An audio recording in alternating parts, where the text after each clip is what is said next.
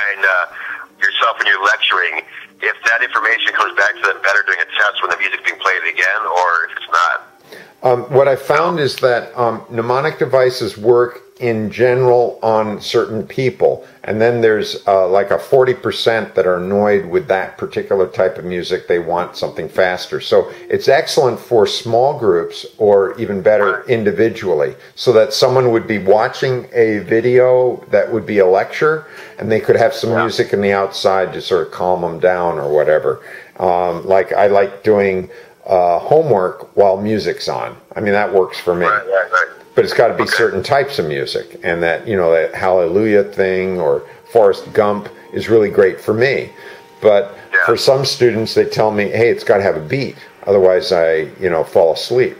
So I'll agree with that on the mnemonic device, but it's got to be adapted. Well, yeah, it'd be different for every person. I mean, it'd have to be different for every person. Right. But, you know, that's the sort of thing I said, you know, just because it's quiet here in this classroom doesn't mean you can't have some sort of music for yourself. Why not have some personal music, or, you know, why not have some music? Oh, if you have any of that mnemonic references, I really should look it up, because that's one of the things. We're an online school. The students come in, they get me to assist them, but they're basically on their own for a lot of the time. They'll go 40 minutes without talking to someone. And why not have... We're more studying, probably, Yeah, and they're doing little tests and that sort of thing. And so, you know, why not have them a little personal music? What's wrong with that? So if you happen to see any references where music turns out to improve academic performance, I'd like to see that, so I can give it to my students so they can protest. No, I don't know if it improved academic performance unless the same music was being played back at the time that there was the same information. Like, you know, if they're playing the exact same music they were listening to when you studied on the test. Oh, I see. That's kind of mnemonic. I see. Right. Like it triggers your memory, you know, that kind of thing. Okay. But anyway, I'll send you that video of the demo that I did. It was kind of for weddings, because I was trying to get my instrumental stuff I did. I was trying to get these wedding gigs and all that, and so I made this video. And the images aren't my photographs. There's a free photograph site called Corbis, Corbis. And they let you can get any photograph, anything. Do they let you download it? It's for public? Yeah, it's all royalty free. Oh, nice. That's cool. Yeah, we need to know about royalty free. That's something I can teach students. That's good. Yeah, it's not a pirate site or anything like that. You know, because there are some royalty free that you pay a fee like $20, and then you have rights to that anytime you use it. I got some of my music that way. It's royalty free music, but you pay a one-time fee, so then you can claim that you can use it. You own that now. Well, you have a choice. They either look for royalty free music, or you can have, if you pay to be a member there, then I guess you get and you probably get the other ones, like ones that aren't free, so you pay to have the rights to use them or whatever. But you can never use them for profit or something like that. Something like that. I don't know what. Yeah, there are some limits on some of these things. The royalty free often has that as a limitation, that it's, you know, for certain types of uses, and if it's for a profit, they have another pay scale based on that. But those are all things that you know, it's kind of like global skills. I'm teaching students through math, and so you know, I'll send you some of my curriculum. What I'm trying to also do is get workshops together, and I think it's always valuable to have some music in the background, either for music, you know, and whenever I post something on the internet, I want to have a little intro and an exit. So I'm always looking for music for those sort of things. But in addition, I mean, the piano music I'm playing that I'll send you, it's kind of ambient music. It's with the French music, alone, it's spiritual music. Yeah. Very not in a rock. It's dinner music, you know. Right.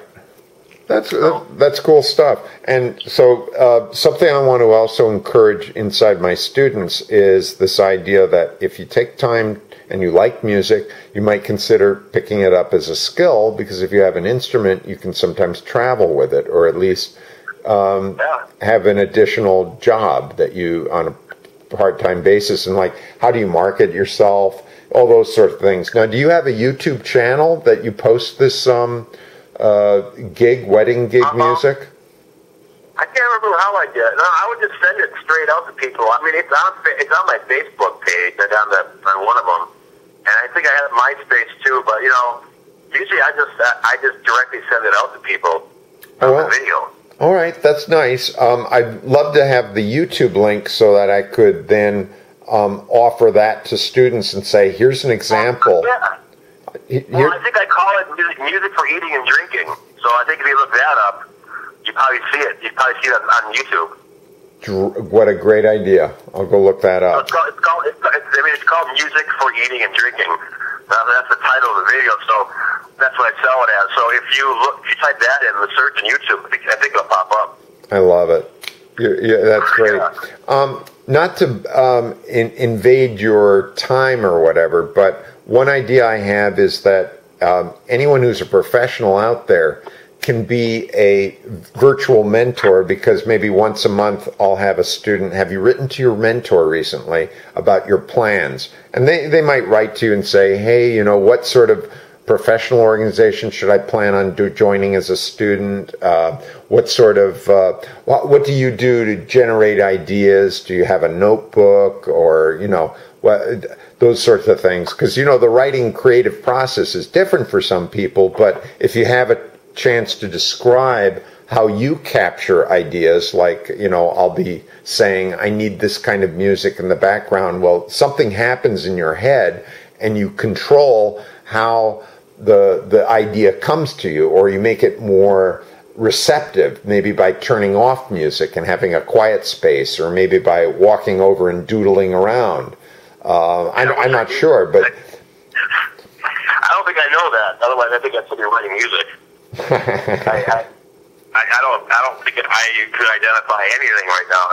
But I can definitely tell people what not to do. I'm sure I'm pretty good at that. Oh, good. Oh, okay. Some experience, it's like, if you don't want to end up like me, in the music industry, here, don't do this or something like that. Well, I like, self-medicating yourself with beer is probably not a good idea. I know. I was kind of kidding, but I mean, essentially what I'm saying is, like, especially where I'm at here, I almost have to supply a piano to a place for wrestling if I want to try to get a gig there. I've actually did that at one place, and I could do it again. I hooked up with this nonprofit called Keys for Kids up here. I'm a technician now too. I took a course last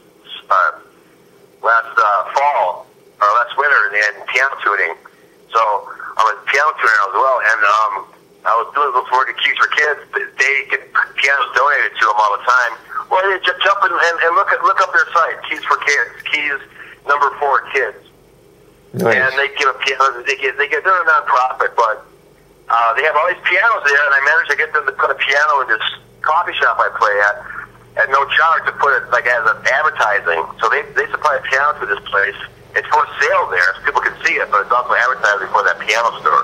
It's not really a store; it's a nonprofit. So